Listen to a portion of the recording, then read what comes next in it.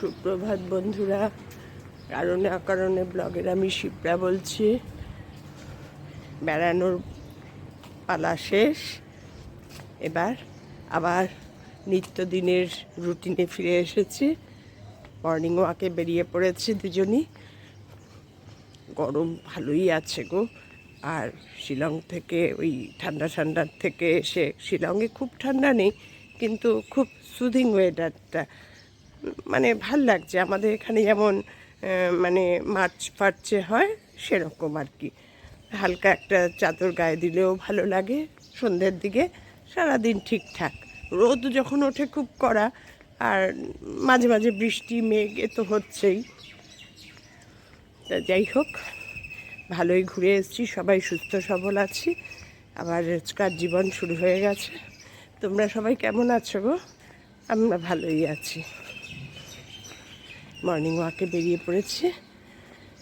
এখন দেখি মা কালীর মন্দিরের সামনেও চলে এসেছি। তোমাদেরও একটু দেখাই মা কালীকে। এবার মাকে প্রণাম করে হাঁটা শুরু করব। চলো দেখতে থাকো। আজ আমি তোমাদের করে দেখাবো পনির, মশলা পনির। একটু রিচ করেই করব, মানে রেস্টুরেন্টে যেরকম একটু রিচ করে ওরমই করার চেষ্টা করব। এবার প্রথমে পনিরটা নুন আর হলুদ দিয়ে দিয়েছি, দিয়ে ভালো করে একটু মাখিয়ে রাখবো, প্রতিটার গায়ে যেন লাগে এরমভাবে মাখিয়ে রাখবো। আমি নিয়েছি অনেকগুলো পনির, প্রায় 500 পনির নিয়েছি। একটু বেশি করেই করব, কারণ রিচ রান্না হলে ফটাফট সব রান্না উঠে যায়। পাতলা ঝোল হলে তখন কেউ খেতে চায় না, বুঝেছ? এই হচ্ছে ব্যাপার। আমরা বুড়ো হলে কি হবে, ওরা তো বুড়ো না, ভুলে যাই সে কথা। ঠিক আছে, এটা কিছুক্ষণ ভালো করে মেখে রাখি, তারপরে তোমাদের দেখাচ্ছি। পনিরটা শুরু করছি। পনিরটা করব সাদা তেলে, এই তেল দিয়ে দিচ্ছি পরিমাণ মতো, কারণ এই তেলেই রান্নাটাও করব তো, এই জন্য প্রথমেই দিয়ে দিলাম পরিমাণ মতো তেল। এবার পনিরগুলো ছেড়ে দেব তেলের মধ্যে। পনিরগুলো একটু এপাশ ওপাশ করে একটু লাল লাল করেই ভেজে নেব। আমার অনেকগুলো পনির তো একবারে হবে না, দুবারে দিতে হবে। এবার একটু নাড়িয়ে দিই, তারপরে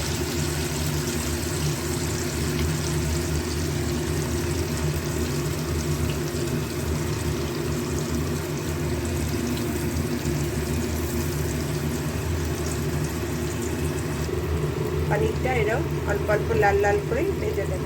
এবার পনিরটা তুলে নেব। এইভাবে সবগুলো পনিরই ভেজে নেব। দুবারে সব পনিরগুলো এরকম লাল লাল করে ভেজে নিয়েছি। দেখো, খুব লালও না, শেষের দিকেরটা একাত্র একটু লাল লাল হয়ে গেছে। এবার রান্নাটা শুরু করব। প্রথমে ফোড়ন দেব। ফোড়নে দেখো বেশি করে তেল দেওয়াতে ওই তেলেই করে ফেলতে পারছি। ফোড়নে দেব হচ্ছে এলাচ, দারচিনি আর লবঙ্গ। 4-5টা এলাচ দিয়েছি, দারচিনি 4-5টা আর লবঙ্গ।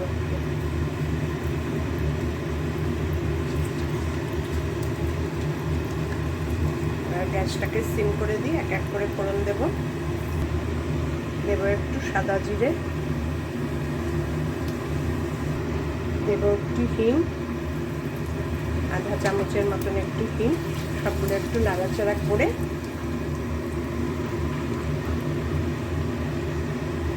এবার তার মধ্যে দিয়ে দেবো পেঁয়াজ, দিয়ে গ্যাসটা বাড়িয়ে দেবো।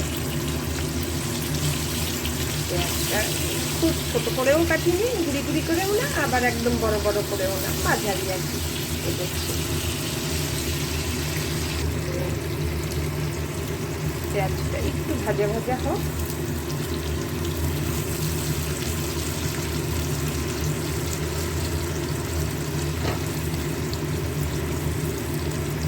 এবার এর মধ্যে দিয়ে দেব 1 চামচ আদা রসুন কাঁচা লঙ্কার পেস্ট।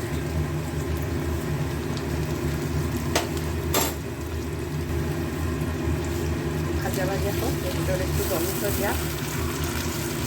খুব বেশিও মশলা দেবো না, আবার কমও মশলা দেবো না, কারণ বাড়ির সবাই তো খাবে, এই জন্য মোটামুটি আর কি। খুব রিচও করবো না, আবার হালকা পাতলাও করবো না, মাঝারি। পেঁয়াজ রসুন আদা পেস্টটা আর ভাজা ভাজা মতন হয়ে গেছে। এবার দিয়ে দেবো ধনে জিরে গুঁড়ো, দেবো হলুদ, দেবো কাশ্মীরি লঙ্কার গুঁড়ো, আর দেবো 2টো টমেটো পেস্ট করে রেখেছি, সেই টমেটো। এবার সব মশলা একসঙ্গে কষাবো, সব মশলা একসঙ্গে কষাবো যতক্ষণ না সব মশলা কাঁচা কাঁচা ভাবটা, গন্ধটা চলে না যায়।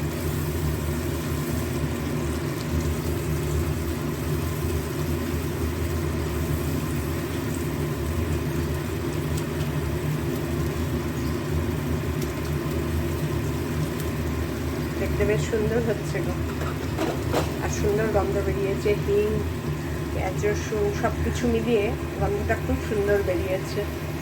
এইভাবে বানিয়ে খেয়েও ভালো লাগবে। এখনো কমপ্লিট হয়নি, দেখাচ্ছি। আমি ডিটেলসে তোমাদের দেখাই আমি যেভাবে করি একদম। এবার এর মধ্যে দিয়ে দেবো নুন, তাহলে নুন দিতে ভুলে যাবো।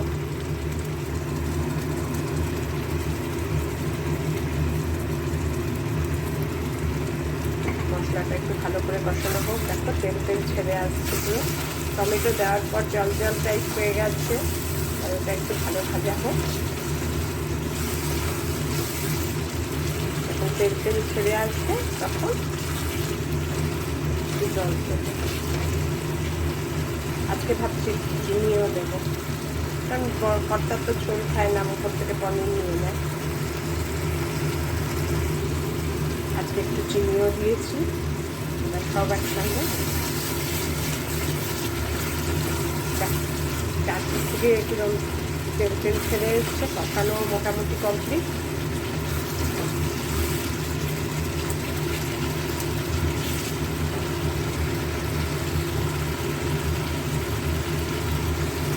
মশলাটা কষানো হয়ে গেছে। এবার এতে দিয়ে দেবো একটু দই, বাড়ির পাতা টক দই আমি দিলাম।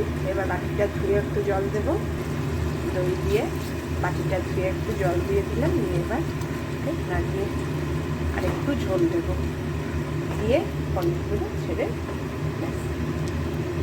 হয়ে গেল আমার মশলা দিয়ে। একটু ফুটে উঠুক দই দেওয়ার পর, দই দেওয়ার পর দেখো ফুটে উঠেছে। এবার একটু ঝোল দিয়ে দিলাম, একটু ফুটে উঠুক তাতে ভালো। ঝোলটা দেখো ফুটে উঠেছে। এবার পনিরগুলো ছেড়ে দেবো। হয়ে গেল আমার মশলা পনির, ধাবা স্টাইল বলি আর কি। আমার নাম রিচ করে পনিরটা করলাম, এই আর একটু রিচ করে। এখন যে ছেলে মেয়ে বড় হয়ে গেছে, এখন আমি নিজে রান্না করতে গিয়ে বুঝতে পারছি যে কোনো খাবার তাদের মুখে রোচে না।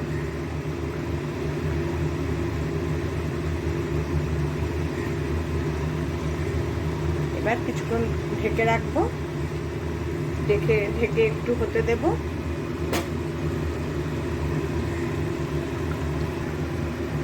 এবার ফুটে গেছে, এবার একটু ঢেকে দেবো। তারপরে আসছি কিছুক্ষণ বাদে। এবার দেখি কি কন্ডিশন। ভালো ফুটে গেছে। এবার ফুটে গেছে দেখো, এবার নামিয়ে ফেলবো। হয়ে গেছে, একটু ঝোল ঝোল রাখবো। নামানোর আগে দেবো বাটার। আমার যেটুকু আছে সেই বুঝে আমি দিলাম। তোমাদের যদি একটু কম থাকে আর একটু কম দেবে, জাস্ট একটু বাটার, জাস্ট গন্ধটার জন্য বাটারটা দিয়ে চারদিকে একটু নামিয়ে দেবো। আর দেবো একটু কসুরি মেথি ওপরে ছড়িয়ে, ঢেকে গ্যাস অফ করে দেবো। আমার অনেকটা আছে বলে আমি একটু বেশিই দিলাম আজকে। হয়ে গেল আমার পনির মশলা পনির, ধাবা স্টাইল বলতে পারো, রিচ বলতে পারো। তোমরা ওইভাবে একবার বানিয়ে খেও, ভালো লাগবে। আজকে তাহলে ভিডিওটা এখানেই শেষ করছি। মশলা পনির দেখিয়ে আর তোমাদের যদি আমার রান্না ভালো লেগে থাকে তাহলে লাইক করে দিও, আর আমার চ্যানেলটাকে সাবস্ক্রাইব করে নিও। তোমরা সবাই ভালো থেকো, সুস্থ থেকো, সাবধানে থেকো। আবার দেখা হবে নতুন রান্না, নতুন দিন, নতুন সব কাজকর্ম নিয়ে। টাটা।